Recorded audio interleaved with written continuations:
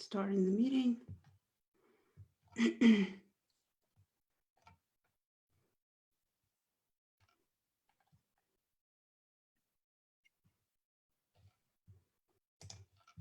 And we're live. Awesome. Welcome to Business Incubator, where we interview some of the world-class experts on some of the most relevant business strategies to what's happening right now in the world. And today we're going to be talking all about how to pivot your business and how to gain more influence as an entrepreneur. I have Doug here, and Doug is at the age of 19, he ran into the book Think and Grow Rich. And I know I read it too. It's a phenomenal book. He decided to go and follow what Napoleon Hill has done and wrote in the book. So he decided that the best way to really learn this information was to do what Napoleon Hill had done. So he went out and personally met with and interviewed more than 400 of the world's top achievers. Some of the people he learned from include Richard Branson, Donald Trump, Oprah Winfrey, Richard Branson again, and many, many others. So since then, he has been called the world's most effective business and entrepreneur coach. He doesn't teach or focus on theory, he gets results. So welcome, Doug. I'm super excited to have this conversation with you. Yeah, I'm excited to be with you. We're gonna have some fun. Yeah, absolutely. And Doug, I know that most of the business coaches right now and entrepreneurs, they're struggling because they use the standard business model. And right now in the time of pandemic and self-isolation, it's the time to pivot, but they're just not sure how. So what are some of the things that you can talk about that will help them with that pivot? Well, I think one of the biggest challenges that we experience with this is, again, this idea of moving from face-to-face to what we traditionally think of as face-to-face to moving online. And I think one of the biggest misconceptions that people have is that business is now not about relationships, but it always is about relationships. Yes. Business is always about people. So what we're really not changing what we do. We're just changing how we approach it. And so I think we've got to really understand, okay, so our customers are in the same position as we are, where we're not able to go out and meet them at an event or a Starbucks or any of these things. So how are they coping? And I think one of the coolest things, more than anything else, just like even you and I chatting on the Zoom, is that we've got to recognize that there's technology in place that allows us still to maintain these relationships. Mm-hmm.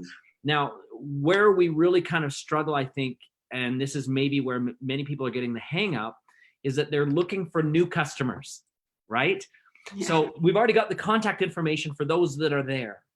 And we, I think, are kind of losing sight of the fact that we should be starting with who we know, those that we've served in the past, those that are champions and loyal to us, they love us, and that we can serve. And we've got to recognize what we can do to help them next.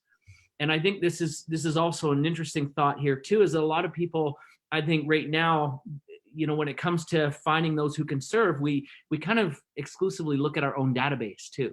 And we say, who we served in the past, so therefore let me go again and try and create something that they'll buy. And I think that that's a really hard thing to do. And the one suggestion I would make, I've got a notepad with me, so I'm just gonna write this down for illustration purposes, is everybody always looks at their competition and they say that that's somebody that, you know, is in my way. And I want to suggest, let's just add one letter. You'll notice I've added the letter L to complete. So compete to complete. And I'm going to say what we do is now is a great time to actually partner with our competitors and look at where they have databases of people who they've not been able to serve in certain areas that we can. And now is a really great opportunity to build synergy. And you'll find that by doing that, you don't have to go look for new people. You don't have to design new products. You've already got everything you need to serve someone. What you need to find is someone to partner with or work with that has holes in the areas where you have strength.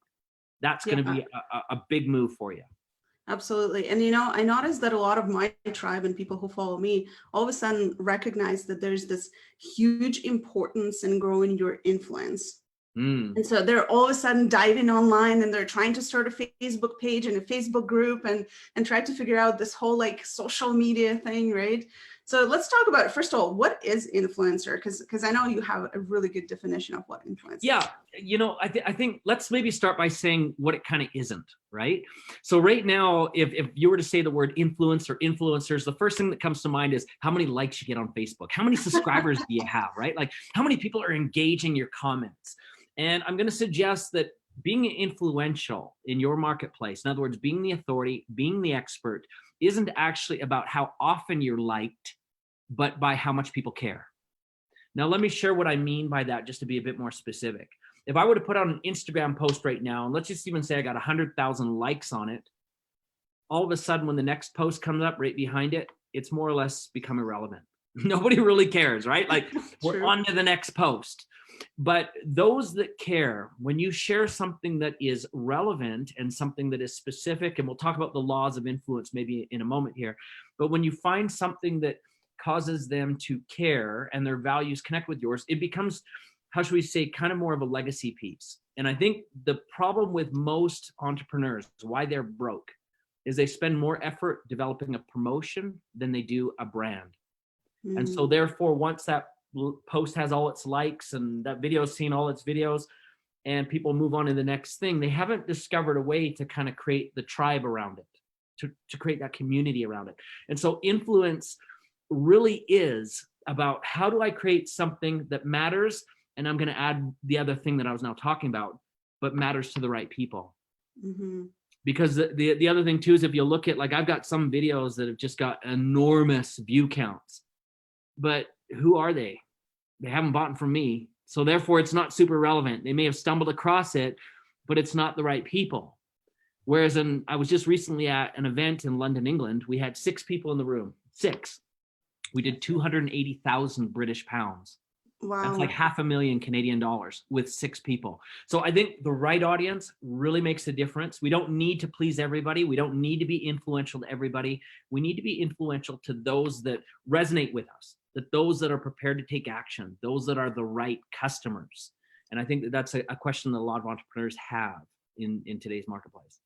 Yeah, and you know, that resonates with me a lot, because when I started in business, how I decided to build my influence is through live events.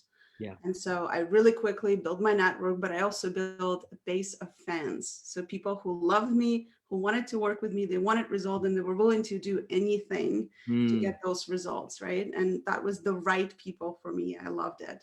Yeah, but cool. Nowadays, the events are kind of closing in on us. A lot of them are getting canceled. For the moment, yeah. So what are some of the other ways that people can use to build influence and find those right people that they can work with? Yeah, that's a great question. And honestly, we've only got a brief period of time here. So I just want to share that there's actually 7 laws of influence. And I'm just going to share right now that if you'd like to get all 7 and know more about it, we've got actually a free ebook that I'm sharing, and also a webinar that talks about those 7 laws.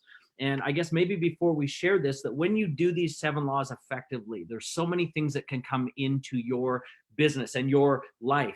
A lot of people ask me, how did I get to people like Oprah Winfrey or Ellen DeGeneres or some Mark Cuban or some of these big names? The truth is it's a matter of influence. When people see that you are, you know, operating at a high level and that they can trust you with opportunities, you get more of them. And so influence is important. Not only do you get more opportunities, but the way that your marketing and your customers and your sales occurs now, it's reverse to what others are experiencing, where others are having to go out there and take out ads and knock on doors and try and convince and convert people. When you're influential, people come to you, right? And that's really what you want, because now you're not in the position of the seller. You're really the buyer. You can decide who you want to do business with, and you don't have to take everybody. All right. What is it? One of my mentors said, we run businesses, not babysitting services. So sometimes it's better to be able to fire people and say, I'd rather, you know, I choose who I work with. So let's just go through a couple of these really quickly. And then for those that would like to join us here, we'll go into more detail on how you can apply this to your business and how you can use this to actually build more profits and scale faster and open the door to greater opportunities. So number one, I think that the first thing that most people struggle with as an entrepreneur, law number one, is that you really need to serve the specific. What do I mean about that? Well, too many entrepreneurs are generalists. In other words, they are trying to do everything and they're being experts to everyone. And because most entrepreneurs have a little bit of ADD, meaning they're split focused, they become very good at a lot of things. So they try to serve everyone with a lot of things. And the problem with that is that as a non-specific, you can never really rise to a high level of expertise. You're trying to be and do too many things for too many people. Now, the second law I think is also important, and that's what we call find relevance. Now, again, it's one thing to serve a certain group, but if what you say to them and your voice and your messaging has no value, you're not relevant. And so how can you determine what your audience is interested in, what they need, and what they'll pay for? You need to understand relevance. And we've actually got a really cool formula on how we can discover, are you relevant enough? Now, by the way, it's not just being relevant, but again, you've got competitors and you've got other voices in the marketplace and you've got other people fighting for your customers. So how can you make sure that you are the most relevant and valuable voice out there? Law number 3 is what we call accessibility. And that has to do with connection. Nowadays, we notice that those who are able to effectively connect with their audiences, Gary Vaynerchuk is a great example. People can connect with him immediately. And so therefore, his influence level rises. Now, we'll talk more about accessibility later on this program that we're inviting you to here. But just know that if people don't feel like they can connect with you, they don't have the ability to really go deeper with you. Even if your information's great, like we've all had a college professor whose information is wonderful, but boring as heck. So nobody connects, right? Now, let's talk about the next law. Law number 4 is what we call speed. Speed is probably the most important law when it comes to building trust. You know, we can be likable, we can also be relevant, we can be specific, but if we can't deliver on what we're looking to do with speed, people aren't interested. And today is really an immediate gratification world. People want to be able to click on it instantly and get it. And they also want to click on it and get what they want. So part of speed also has to do with flexibility. How fast can you as an entrepreneur pivot to be able to get somebody exactly what they need to solve that problem? Now, there's 3 other laws. We're not going to get a chance to go through them all because the interview is very, very short, but I want to share that we need to understand what it means. Law number 5, to create what we call premium exchange. Most people don't even understand what fair exchange of value is, let alone premium exchange. So join us and we'll talk about that. The next law is what we call community. So how do you build a group of people that have the similar values to you, that they will support you, be loyal, create word of mouth? And by the way, there's a really big difference in today's marketplace from yesteryear. It used to be that people would say that, you know, we've got a suspect, then a prospect, and then a customer. Well, there's about 8 other steps that are now included, and customer is not the final destination anymore. A client is. Because customer, the Latin word, means somebody who customarily buys from you. Well, now we've got so many choices that they're buying from everybody. So how do we create that community so there's a sense of loyalty so they return again and again of their own free will? Now, I might mention the last, law 7, is to learn how to leverage possibilities. Sometimes people ask me, Doug, how did you get to people like Oprah? How did you get to people like, you know, Donald Trump or the top of these? Well, it's because I got introductions from others that trusted me already and were using me already. So how do you leverage those relationships to open up doors, whether it's relationships with other influencers or other authorities or people you can joint venture with, or even affiliates that can sell your stuff? How do you scale to massive levels? It's interesting that when I first started as a 19-year-old interviewing the world's top achievers, I was broke. I was from a family that my dad worked in construction. My mom babysat kids in the home. We were not entrepreneurial. I didn't know anything about personal development or anything.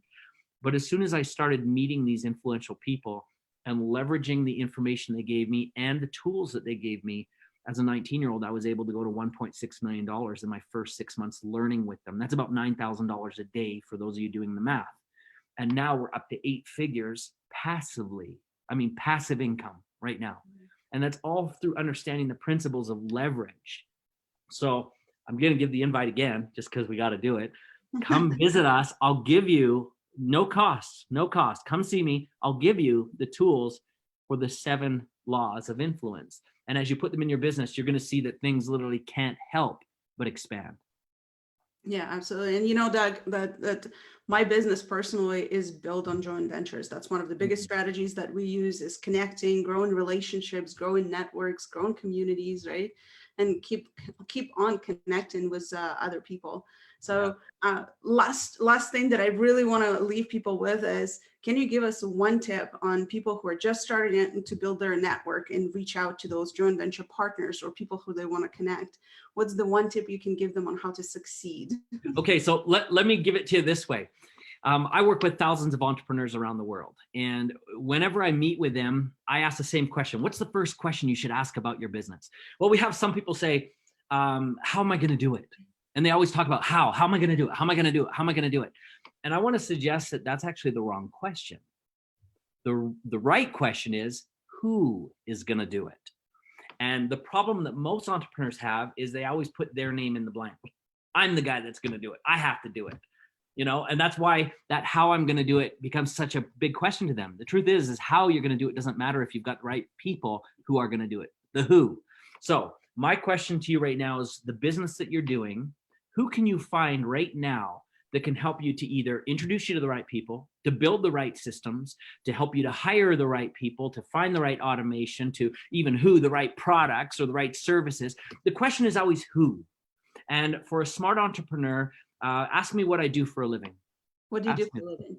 As little as possible, right? Because this is what a smart entrepreneur does, right? This is what a smart entrepreneur does. We need to have the ideas, but then we need to find the people to do the systems. We need to find the automation to do the systems. It should never be us. It comes back to that old adage of we work on our business, not in our business. And everybody says this, but they don't understand it. You see, the minute that the who is you, you've messed up. The who has to be other people. And the truth is as I was out there interviewing the 400 of the world's top achievers, that who should always be people who are smarter than you too, right? Because you can't possibly learn everything. You delegate to the very best person and you hang on to as few opportunities for you to work as possible. You stay, how do we say it? Some gurus say to become successful, you need to step out of your comfort zone. It's not true. You want to be a successful entrepreneur, you need to delegate the stuff out of your comfort zone to someone else. And you literally need to step into what I call your brilliance zone. Mm-hmm. So what is it you really do well? What is your greatest assets? And then everything else should be, who can do this for me, right? That's really, I think that's the drop the mic, right? Yeah. That's really what it is. Yeah. Well, thank you so much, Doug, for jumping on and sharing your brilliance with my audience. I think they got a lot out of today. In fact, I know they got a lot out of today. We had fun, right? For those of you who are watching, listening, make sure to grab this resort. We're going to drop a link below.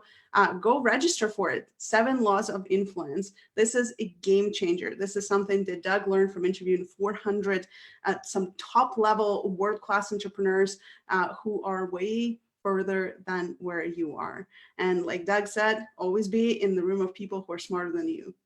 So I'm going to leave you with that. Again, thank you so much, Doug. Stay safe and stay healthy.